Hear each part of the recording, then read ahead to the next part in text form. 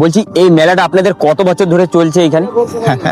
এটা আসলে এর কোনো যে বছর হিসাবে কোনো হিসাব নাই। আমরা যেটা লোক পরম্পরায় জানতে পারছি, কোন সুদূর প্রাচীন কাল থেকে এই মেলা চলে আসছে। এখানে একজন বাবা বীরগোপাল জিউ নামে একজন সাধু এসে এখানে অধিষ্ঠান করেন, তখন এটা বন জঙ্গল।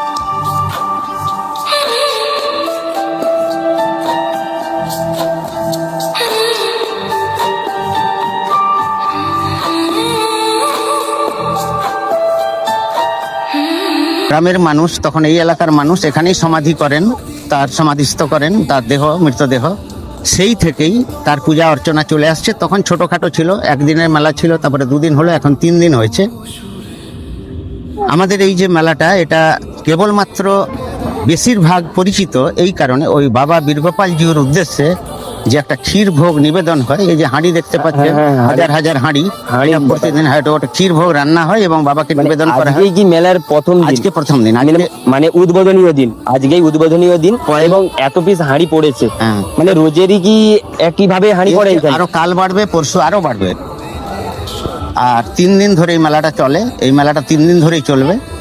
এবং এছাড়াও তার মানত এমন পরিশোধ করা হয়, মানুষজন করেন, ছেলে মেয়েদের সমান ওজনের বাতাসা, সেটা 70 কেজি 80 কেজি হয়। মানে যার যেমন মানে মানত রয়েছে, সে তেমন হিসাবে অনুযায়ী মানে বাতাসা হরিলুট দেয় এখানে। এবছর আবার একটা MBBS এর চান্স পেয়েছে। তার মেধা, তার স্মৃতি, তার প্রতিভা, তার শিক্ষাগত যোগ্যতা আর বাবার আশীর্বাদ।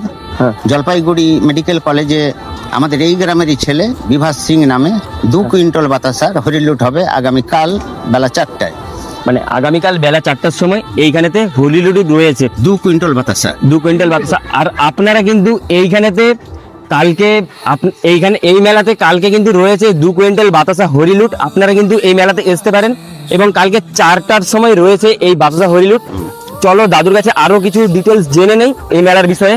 আবার আগামী পরশু 1 কুইন্টাল বাতাসার একটা হরিলুট হবে। এই এলাকার এই বালিপোতা গ্রামের ছেলে শ্রীমন্ত দাস, আর ওই যে MBBS পড়ছে বিভাস সিং, ও তো 2 কুইন্টাল। এই সেনাবাহিনীতে চাকরি পেয়েছে এবং তার শারীরিক কসরত এসবের গুণেই পেয়েছে, কিন্তু বাবার আশীর্বাদ না হলে এটা হতো না। সে কারণে 1 কুইন্টাল বাতাসা হরিলুট দেওয়া হবে আগামী পরশু শনিবার বেলা 1টায়। মানে দুপুর 1টার সময়ও কিন্তু বাতাসা হরিলুট রয়েছে।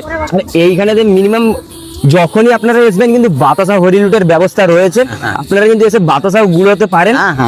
ঠিক আছে। তারপরে আর হচ্ছে কি, আমাদের এটা প্রান্তিক এলাকা, গরিব মানুষ, কৃষিজীবী এলাকার মানুষ, বেশিরভাগ 90-95 ভাগ মানুষ কৃষিজীবী, ক্ষেত মজুর এবং কৃষিজীবী।